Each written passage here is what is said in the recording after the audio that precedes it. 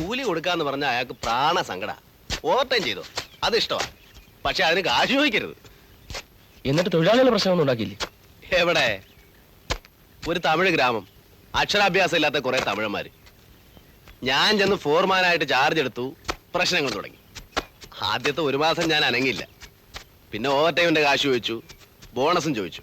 എന്നിട്ട് തന്നോ? അടി തരുമെന്ന് പറഞ്ഞു. ഞാൻ മിണ്ടിയില്ല. പിന്നെ പതുക്കെ പതുക്കെ ഒരു യൂണിയൻ അങ്ങ് സെറ്റപ്പ് ചെയ്തു. സ്ട്രൈക്കും.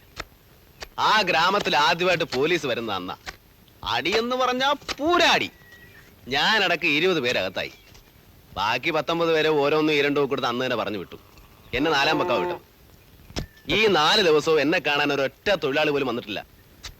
തിരിച്ച് ഫാക്ടറി ചെന്നപ്പോ എനിക്ക് മാത്രം ജോലിയില്ല. ബാക്കിയുള്ളവരൊക്കെ പണിയെടുക്കുന്നു. അവിടെ വർഗബോധം തൊഴിലാളിക്കില്ല, മുതലാളിമാർക്കുണ്ട്. ആ പ്രദേശത്ത് ഒരിടത്ത് പോലും പിന്നെ എനിക്ക് ജോലിയില്ല. ആയിടയ്ക്കാ സുമതി കുഞ്ഞലക്ഷ്മി പ്രസവിച്ചത്. പ്രസവത്തോടെ സുമതി മരിച്ചു. പിന്നെ ഒരലച്ചിലായിരുന്നു.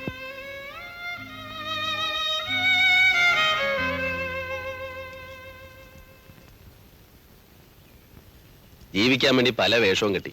ഉണക്കമീൻ കച്ചവടം, ചായയടി, ഡ്രൈവിങ്, ബിരിയാണി വെപ്പ്. ചിരിക്കണ്ട, നല്ല അസല് ബിരിയാണിയായിരുന്നു. അങ്ങനെ പിന്നെ ഒരു മേൽശാന്തിന്റെ അസിസ്റ്റന്റ് കീശാന്തി, ഏറ്റവും ഒടുവിൽ ബാലെ. ബാലെ? ആ ബാലെ, വീരമാന്റെ കട്ടബൊമ്മൻ. ഡാൻസ് അറിയോ? അഭിനയം? എവിടെ? മ്യൂസിക് ഡയറക്ടർ ആയിരുന്നു, സംഗീത സംവിധാനം. ആ ഇടയ്ക്ക് ഞാൻ ചിലരെയൊക്കെ പരിചയപ്പെട്ടു. വർഗസമരം, തൊഴിലാളി പ്രസ്ഥാനം, ഇവയെക്കുറിച്ചൊക്കെ നേരാമണ്ണം പഠിപ്പിച്ചതെന്ന് അവരാ. 100% എനിക്ക് അവരോട് ചോദിക്കാൻ കഴിയല്ല. എന്നാലും മിടുക്കന്മാരാ.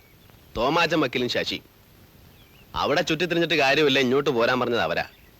ഞാൻ ഈ അന്തരീക്ഷമൊക്കെ പഠിച്ച് ശരിപ്പെട്ട് വരുമ്പോ അവര് വരും. ഞാൻ പരിചയപ്പെടുത്തി തരാം. അല്ല, അജയനെ കുറിച്ചൊന്നും പറഞ്ഞില്ലല്ലോ. സംഭവബഹുലമല്ല. അച്ഛനുണ്ട്, അമ്മയുണ്ട്, സഹോദരിയുണ്ട്. ഒരു ചെറുകിട കർഷകൻ. അന്തിയുറക്കം പാടത്ത്, കാവൽ മാടത്തിൽ. അതെന്താ? ലേശം ദുരുദ്ദേശമുണ്ട്, പിന്നെ പറയാം. മക്കളെ, ഇനി കഞ്ഞി ഒടിച്ചിട്ട് ജോലി ചെയ്യാം. ആ വാ, കഞ്ഞി കുടിക്കാം.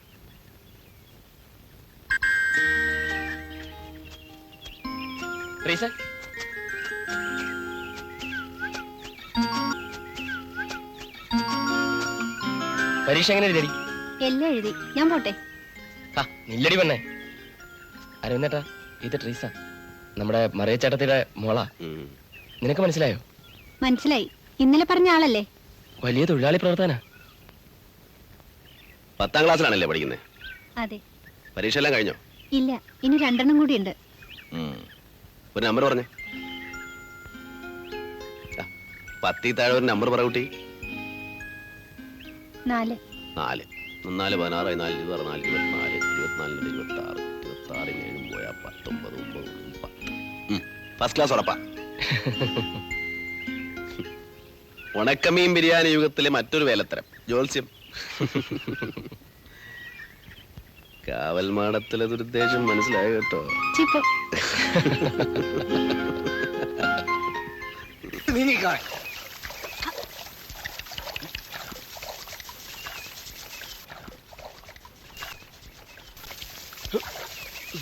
നിങ്ങളുടെ കഷ്ടകാലം ഒരു കാലത്തും തീരില്ല. എങ്ങനെ തീരാനാ? രാപകൽ അധ്വാനിച്ചുണ്ടാക്കുന്ന നെല്ലും വൈക്കോലും നിങ്ങൾ എന്തിനാ ഈ പടാവലക്ക് ശങ്കരത്ത് കൊണ്ടേ കൊടുക്കുന്നേ? നിങ്ങൾക്കത് പാലക്കാട് കൊണ്ട് കൊടുത്തൂടെ? അരവിന്ദേട്ടൻ വിചാരിക്കുന്ന പോലെ അല്ല ഇവിടുത്തെ കാര്യങ്ങൾ. ഈ നാട്ടിലെ ഒട്ടുമുക്കാല നെൽപ്പാടങ്ങളും ശങ്കരത്ത് തറവാട്ട് വകയാ. ആ മാധവമേനോന്റെ അളിയന്റെ. പിന്നെ ഉള്ളത് ഞങ്ങൾ കുറച്ച് ചെറുകിട കർഷകരാ. വിത്തും വളവും തുടങ്ങി ചാഴിക്കടിക്കുന്ന മരുന്ന് വരെ ശങ്കരത്ത് നിന്ന് കടം തരിക. ആ തരം പണയത്തുമൽ. വെള്ളപ്പൊക്കം വന്നാലും വരൾച്ച വന്നാലും മുതലും പലിശയും കടം. അടുത്ത കൃഷിയാകുമ്പോൾ പലിശയ്ക്ക് മേൽ പലിശ. കടം തരുമ്പോഴേയുള്ള കരാറാ നെല്ല് ശങ്കരത്തെ റൈസ് മില്ലിൽ കൊടുത്തോണമെന്ന്. അവരോട് മത്സരിച്ച് ജയിക്കാൻ ഞങ്ങൾക്ക് ശക്തിയില്ല. അല്പസ്വല്പമെങ്കിലും സ്വന്തം ഭൂമിയുള്ളത് ഞങ്ങൾ കുറച്ചു പേർക്ക് മാത്രമാണ്. ഞങ്ങൾക്ക് പോലും മുഴുവൻ സമയം ജോലിയില്ല. ഇരിപ്പൂ നിലങ്ങളാ. ആണ്ടി 2 തവണയെ കൃഷിയുള്ളൂ. 6 മാസത്തെ ജോലി. പോയിട്ട് 6 മാസം ഞങ്ങളും ശങ്കരത്തെ കൂലിക്കാരാ. പാടത്ത്, റൈസ് മില്ലില്, അല്ലെങ്കിൽ ഓട്ട് കമ്പനി. എടോ അരവിന്ദാ, തനിക്ക് എന്നോടൊന്നും തോന്നരുത്. തനിക്ക് പാർട്ടിയൊന്നുമില്ലല്ലോ. പാർട്ടിയുള്ള ഒരുപാട് യൂണിയൻകാർ ഇവിടെ വന്നു. യൂണിയൻ ഉണ്ടാക്കാം, സംഘടന ഉണ്ടാക്കാം, അമ്മയുടെ 16 അടിയന്തരം നടത്താമെന്നൊക്കെ പറഞ്ഞു. ഞങ്ങൾ കുറെ പാവങ്ങൾ ഇത് കേട്ടങ്ങ് വിശ്വസിക്കും. പിന്നെ പല നിറത്തിലുള്ള ഓരോ കൊടികൾ പോങ്ങും. കുറെ പേര് തല്ലുകൊള്ളും, ലോക്കപ്പിൽ പോവും. നേതാക്കന്മാര് ശങ്കരത്ത് പോയി കഞ്ഞിയും കുടിച്ച് കാശും മേടിച്ച് ഒത്താ ബാല്യക്കാരുടെ ചൂട് പറഞ്ഞിട്ട് അങ്ങ് പോകും. പിന്നെ കാണില്ല. കുറെ പേര് തെറ്റ് ചെയ്തെന്ന് കരുതി എല്ലാരും അങ്ങനെ ആണോന്നില്ലല്ലോ. പാർട്ടി സെല്ല് രൂപീകരിക്കണ്ട, പക്ഷേ പരസ്പര സഹകരണം ആകാലോ. സർക്കാർ അനുവദിച്ചിട്ടുള്ള പരിധി നിന്നുകൊണ്ട് തന്നെ നമുക്ക് പലതും ചെയ്യാൻ കഴിയും. അതിന് വിപ്ലവം ഗോഗ്വാവിളിയൊന്നും വേണ്ട. ഉദാഹരണത്തിന് നമ്മൾ ഒരുമിച്ചാൽ സഹകരണ അടിസ്ഥാനത്തിൽ കൃഷി തുടങ്ങാം, ഒരു സഹകരണ സംഘം രൂപീകരിക്കാം, സഹകരണ ബാങ്ക് തുടങ്ങാം. വിത്തും വളവും കടം കിട്ടുന്നതിന് ബ്ലോക്ക് ഡെവലപ്മെന്റ് കീഴിൽ പല സ്കീമുകളുമുണ്ട്. സർക്കാർ നിശ്ചയിച്ച തറവിലയ്ക്ക് തന്നെ നമുക്ക് നമ്മുടെ നെല്ല് വിൽക്കാൻ കഴിയും. 10 or 25 വർഷങ്ങൾക്ക് മുമ്പ് വെറും ഒരു ചെറുകിട കർഷകനായിരുന്ന ശങ്കരത്ത് മാധവമേനോൻ ഈ ഗ്രാമത്തിന്റെ 90% കൈയടക്കിയത് എങ്ങനെയാണെന്ന് നിങ്ങൾക്ക് അറിഞ്ഞൂടെ?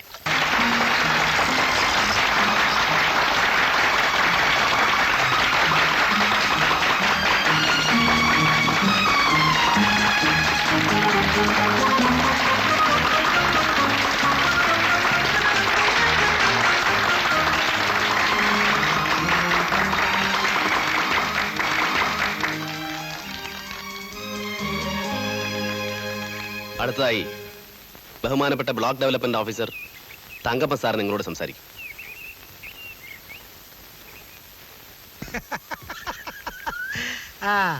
എന്നിട്ട് താനെന്ത് പറഞ്ഞു? ഒന്നും പറഞ്ഞില്ല. ഒരു ചാക്ക് നെല്ല് കൊടുത്തു, പിന്നെ ഒരു ചാക്ക് വളവും 8 കുപ്പി വിഷവും കൊടുത്തു. ഇനിയും ചോദിച്ചു വന്നാ എന്താ അവന്റെ പേര്? അരവിന്ദൻ. കേട്ടല്ലോടാ, അരവിന്ദൻ.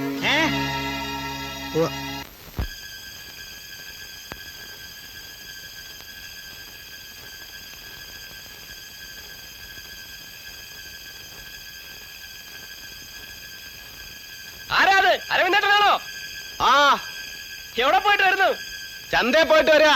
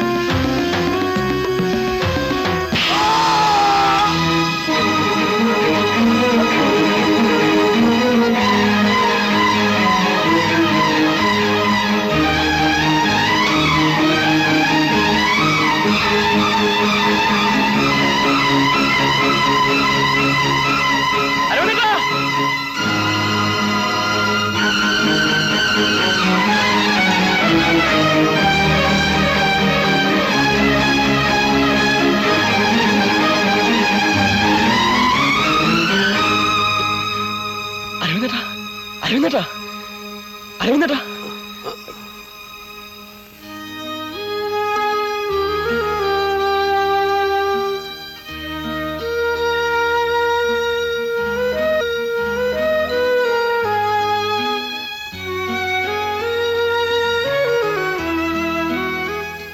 ഇതിങ്ങനെ വിട്ടാ പറ്റില്ല. ചിലപ്പോൾ ഇനി ഇത് ആവർത്തിക്കും. ഏയ് വേണ്ട, ബഹളം ഒന്നും ഉണ്ടാക്കണ്ട. ഇത് ഞാനെന്ന വ്യക്തിയോടുള്ള വിരോധമാണ്. പ്രതികരിക്കണ്ട, താനെ അടങ്ങിക്കോളും. ഈ ആരംഭ ദശയിലെ നമ്മൾ എന്തെങ്കിലുമൊക്കെ ചെയ്ത് പ്രശ്നങ്ങളായാൽ നമ്മുടെ പദ്ധതികളൊക്കെ തകരാറിലാവും. അരവിന്ദേട്ടൻ ഒരു വ്യക്തിയല്ല, കൂടെ ഞങ്ങളൊക്കെ ഉണ്ടെന്ന് അയാളൊന്ന് കാണിച്ചു കൊടുക്കണം. നമ്മുടെ നാട്ടുകാരെ നമുക്കറിഞ്ഞൂടെ അളിയ. അവരൊന്ന് 4 മുദ്രാവാക്യം വിളിച്ചങ്ങ് വെക്കുള്ളൂ. അതിന് നമ്മുടെ ഭാഗത്തുനിന്ന് ഇത്രയും വലിയ പ്രശ്നങ്ങൾ ഉണ്ടാക്കണോ? വേണമടോ. ഏതോ ഒരു വരത്തന്റെ വാക്കും കേട്ട് വിവരമില്ലാതെ ഇളകി വരുന്ന ജനങ്ങളാ. അവർക്ക് റൈസ് മില്ല് തീ വയ്ക്കാം, ഓട്ട് കമ്പനി തീ വയ്ക്കാം, എന്നെയും നിന്നെയും തല്ലാൻ കൊല്ലാം. വേണ്ടത് വേണ്ടപ്പോ കൊടുത്തില്ലെങ്കിൽ നമുക്കൊക്കെ പിന്നെ ഇവിടെ എന്താണോ ഒരു വില? മുതലാളി, എന്താടാ മുതലാളി? അവർ ഒരുപാട് ആളുകളുണ്ട്, ആയുധങ്ങളുമുണ്ട്. മുതലാളി ഇവിടെ നിന്ന് മാറി നിൽക്കുകയാണ്. എന്താടാ പറഞ്ഞത്? ഈ മാധവമേനോൻ ഇവിടെ നിന്ന് മാറിയിരിക്കണമെന്നോ? നിന്നെ ഒന്നും കണ്ടിട്ടല്ലടാ.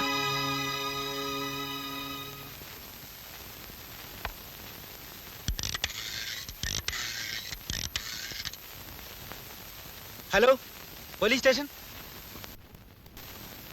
പിന്നീട് ഒരാഴ്ചക്കാലം ഗ്രാമം മുഴുവൻ പോലീസിന്റെ അഴിഞ്ഞാട്ടമായിരുന്നു. ഓർക്കുമ്പോ ഇപ്പോഴും പേടിയാവുന്നു. ഗ്രാമത്തിലെ ആണുങ്ങളെല്ലാം പോലീസിനെ പേടിച്ച് മലയ്ക്കപ്പുറം കാട്ടില്. രാത്രിയായ ചിലപ്പോ പോലീസ്, അല്ലെങ്കിൽ ശങ്കരത്ത് നിന്ന്. സാരമില്ല, പറയൂ. ആ ഇടയ്ക്കാണ് തോമസ് വക്കീലും ശശി സാറും ഗ്രാമത്തിൽ വന്നത്. അരവിന്ദേട്ടന്റെ പഴയ കൂട്ടുകാർ. ഇവിടെ സംഭവിച്ചതൊക്കെ ഈ ഗ്രാമത്തിന്റെ മാത്രം കഥയല്ല. ഇന്ത്യയിലെ 10,000-കണക്കിന് വരുന്ന ഗ്രാമങ്ങളുടെ കഥയാണ്. ഒരു രക്തരൂഷിതമായ സായുധ സമരത്തിലൂടെ അല്ലാതെ അധ്വാനിക്കുന്ന തൊഴിലാളിക്ക് മോചനമില്ല, ചെറുകിട കർഷകന് മോചനമില്ല. ഒരു സായുധ വിപ്ലവത്തിന്റെയും അതിചിന്തിയ കണ്ണീരിന്റെയും രക്തത്തിന്റെയും വിലയായി റഷ്യയ്ക്കും ചൈനയ്ക്കും കൈവന്ന മോചനം കണ്ട് ഇന്ത്യയിൽ ചിലർക്ക് കൊതിമൂത്ത് ഭൂസ്വാസികളോട് തോളോട് തോൾ ചേർന്ന് മെയ്യനങ്ങാതെ ചുളുവിൽ ബാലറ്റ് പേപ്പറിലൂടെ വിപ്ലവം വരുമോ എന്നവർ ശ്രമിച്ചു നോക്കി. താൽക്കാലിക വിജയങ്ങൾ കിട്ടുന്നുമുണ്ട്. ബ്രിട്ടീഷ് പട്ടാളത്തിന്റെ പഴയ 303 റൈഫിളുകൾ കണ്ട് കുഞ്ഞാടുകളെ മുമ്പോട്ട് തള്ളി പിന്തിരിഞ്ഞോടിയവർ ഇന്ന് കാറൽ മാർക്സിന് വികലമായ വ്യാഖ്യാനങ്ങൾ കണ്ടെത്തുന്നു, തിസീസുകൾ അവതരിപ്പിക്കുന്നു. ചില വ്യക്തികൾക്ക് ഇതുകൊണ്ട് പ്രയോജനമുണ്ട് എന്നുള്ളത് ഞാൻ നിഷേധിക്കുന്നില്ല. എന്നാൽ ഭൂസ്വാസി ദാനം തരുന്ന അധികാരം വിഷം ചേർത്ത വീഞ്ഞാണ്. നമുക്ക് ഈ അധ്വാന വർഗത്തിന് ഒരു സായുധ സമരത്തിനുള്ള സമയം ഇനിയും വൈകിയിട്ടില്ല. ഇതിന് പരിശീലനം ആവശ്യമാണ്. രാത്രിയായ പിന്നെ സ്റ്റഡി ക്ലാസും ക്യാമ്പും. പോലീസിനെ പേടിച്ച് കാട്ടിലും ആദിവാസി ഗ്രാമത്തിലൊക്കെയാ അവർ ക്ലാസ് നടത്താറ്. കൊല്ലും കൊലയും നടത്തണമെന്ന് അവർ പറയുമ്പോൾ ആദ്യമൊക്കെ അരവിന്ദേട്ടൻ അതിനെതിരായിരുന്നു. ഇതൊരു നിമിഷത്തിന്റെ ആവേശമല്ലേ തോമാച്ച? ഇതിനൊരു ശാശ്വത സ്വഭാവമുണ്ടോ? ഒരു മാധവമേനോനെ അല്ലെങ്കിൽ ഒരു വ്യക്തിയെ ഉന്മൂലനം ചെയ്താൽ വിപ്ലവം വരുമോ തോമാച്ച? ഇനി ഇത് വിജയിച്ചെങ്കിൽ തന്നെ അടുത്ത പരിപാടി എന്താ? റെഡ് ഫോർട്ടിൽ കൊടി പറത്തുന്നവരെയുള്ള കാര്യങ്ങൾ ഇവിടെ ഇരുന്ന് ഈ ഗ്രാമത്തിലൊന്ന് ചാർട്ട് ചെയ്തിട്ട് സമരം തുടങ്ങാൻ പറ്റില്ല. നമ്മളൊരു വിത്തിട്ടു, അല്പം വെള്ളം ഒഴിച്ചു, മുളക്കട്ടെ. ഈ വളമിടാനും കൊയ്ത്തിറത്താനൊക്കെ ഉള്ള വക ദൈവം തരും അല്ലേ? ഈ പാവങ്ങളുടെ എല്ലാ ആധാരവും പട്ടയൊക്കെ ആ മാധവമേനോന്റെ കയ്യിലാ. ഒരു പ്രതികാര നടപടി എന്ന നിലയ്ക്ക് അയാൾ കൊയ്ത്ത് സ്റ്റേ ചെയ്താൽ ഇവർ വലയും. ഒരു 4-5 ദിവസത്തിനുള്ളിലെങ്കിലും കൊയ്ത്ത് നടത്തിയില്ലെങ്കിൽ ഇവർ പട്ടിണിയാവും. നമ്മളിനി ശ്രമിച്ച് കൊയ്ത്ത് സ്റ്റേ മാറ്റണമെങ്കിൽ തന്നെ അതിനി 1 മാസമെങ്കിലും എടുക്കും. അപ്പോഴേക്കും നെല്ല് നശിക്കും, മുള പൊട്ടും. മുതലും പലിശയും കിട്ടിയില്ലെന്നും പറഞ്ഞ് അവസാനം ഈ കാണുന്ന പാടങ്ങൾ മുഴുവൻ അയാളുടെ കയ്യിരിക്കും. താൻ എന്തായി പറഞ്ഞു വരുന്നേ? ഞാൻ മാധവമേനോ പോയിന്ന് കാണാം. താഴാവുന്നതിന് പരമാവധി താഴാം. വേണമെങ്കിൽ കാല് വരെ പിടിക്കാം. അരവിന്ദൻ പറഞ്ഞ കേട്ടല്ലോ. അല്ല അരവിന്ദേട്ടാ, അരവിന്ദേട്ടൻ പറയുന്ന ആളെ കേട്ടില്ലെങ്കിലോ? കേൾക്കും, കേൾക്കാതിരിക്കില്ല. നമുക്കൊന്ന് ശ്രമിച്ചു നോക്കാലോ. ഞങ്ങളെ അന്ധകൂപത്തിലാക്കുമോ അരവിന്ദാ?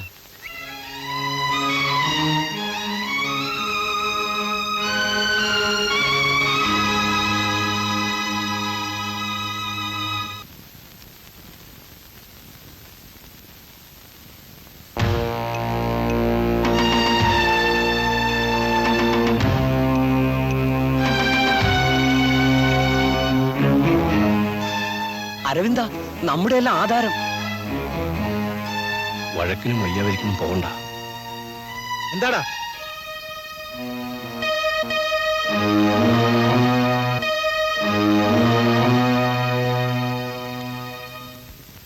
മുതലാളി ക്ഷമിക്കണം, ഞങ്ങളുടെ ഭാഗത്ത് നിന്ന് എന്തെങ്കിലും തെറ്റ് വന്നു പോയിട്ടുണ്ടെങ്കിൽ മാപ്പ്. ഞങ്ങളാ? ആരാടാ ഈ ഞങ്ങള്? വരത്തെ കഴിവറുടെ മോനെ, നീ തൊഴിലാളിയാ? നീ കർഷകനാണോ? നീ ആരാടാ? ഞാനിവരുടെ നേതാവ്. കൊല്ലാകൊല്ലം വിത്തും വളവും കടം തരുന്ന എന്നേക്കാളും വിശ്വാസം നിങ്ങൾക്കൊക്കെ ഇപ്പൊ യവനെയാണ്, നേതാവിനെ അല്ലേടാ? ഇക്കുറി നേതാവിനെ പുഴുങ്ങി തിന്നത്തേ ഉള്ളൂല്ല. നെല്ല് കൊയ്ത് ചോറുണ്ടാവുന്ന ഒരുത്തനും കരുതണ്ട. എന്റെ പൈസ തരാതെ ഇവിടെ കൊയ്ത്ത് നടക്കത്തില്ല. കോടതി പോയി സ്റ്റേ ചെയ്യിക്കും ഞാൻ കൊയ്ത്ത്, അറിയാമോ? കുത്തുവാള എടുപ്പിക്കും ഞാൻ, കുത്തുവാള. പട്ടി കഴിവറടവന്മാരെ എങ്ങാണ്ടോ കിടന്ന ഒരു വരത്തിന് വേണ്ടി എനിക്കും എന്റെ ചത്തുപോയ അപ്പനപ്പന്മാർക്കും എതിരായിട്ട് മുദ്രാവാക്യം വിളിക്കാനും വേണ്ടി നീയൊക്കെ വളർന്നു അല്ലടാ? ഒതുക്കാൻ അറിയാം, ഒതുക്കി തരാമടാ. എടോ മുതലാളി,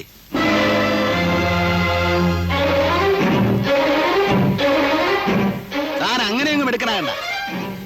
കൊയ്ത്ത് തടാൻ സ്റ്റേയും കൊണ്ടിഞ്ഞു വാ. താൻ എത്ര വണ്ടി പെട്ടാകത്തെ കാവലിടും? കൂടി വന്ന ഒരു വണ്ടി പോലീസിനെ. ഞങ്ങൾ 2000 പേർ ഇറങ്ങി അങ്ങ് കൊയ്യും. താൻ എന്തോ ചെയ്യും? വണ്ടി ഇറങ്ങാം മുതലാളി. ഞാൻ പറയുന്നൊന്ന് കേൾക്കും മുതലാളി. മുതലാളി ആലോചിച്ചിട്ട് ചെയ്താൽ മതി. അപകടം പിടിച്ച പണിയാണ്.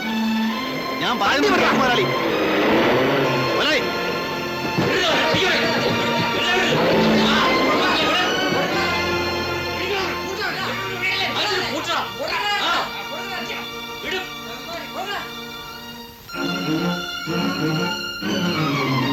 തനിക്കെങ്കിലും ഒന്ന് പറഞ്ഞ് മനസ്സിലാക്കി കൊടുത്തിട്ടോ. വലിയ പഠിപ്പും പത്രാസും ഒക്കെ ഉള്ള ആളാണല്ലോ.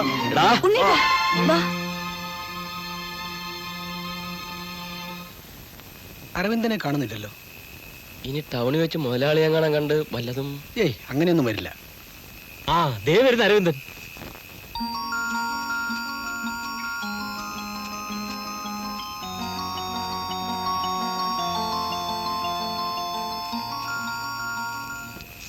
എന്തായി?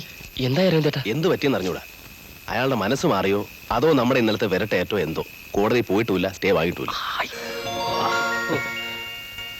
വക്കീൽ ഉപദേശിച്ചു തന്ന ബുദ്ധിയാ. ഞാൻ ആലോചിച്ചപ്പോ അത് തന്നെയാ അതിന്റെ ശരി. വണ്ടിപ്പടി പോലീസിനെ ഇറക്കി സ്റ്റേയും കെട്ടിപ്പിടിച്ചോണ്ടിരുന്നിട്ട് എന്താ കാര്യം? സ്റ്റേക്ക് പിന്നെ മറു സ്റ്റേ, കോടതി, അതിന്റെ വരാന്ത. ഈ പുഴുക്കളെ കൊല്ലാൻ എന്തിനാ അളിയാ ഇത്രയൊക്കെ പാടുപെടുന്നേ? നെല്ല് തീ കത്തിപ്പോയി, ആർക്ക് എന്ത് ചെയ്യാൻ കഴിയും?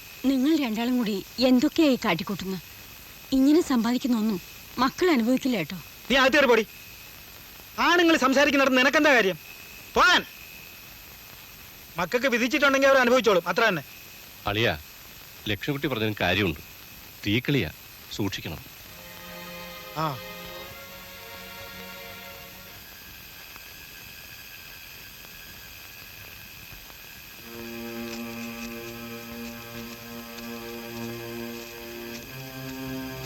ഒന്ന് വേഗം വരണ്ടല്ല. ഒഴിക്കട പറ്റോ.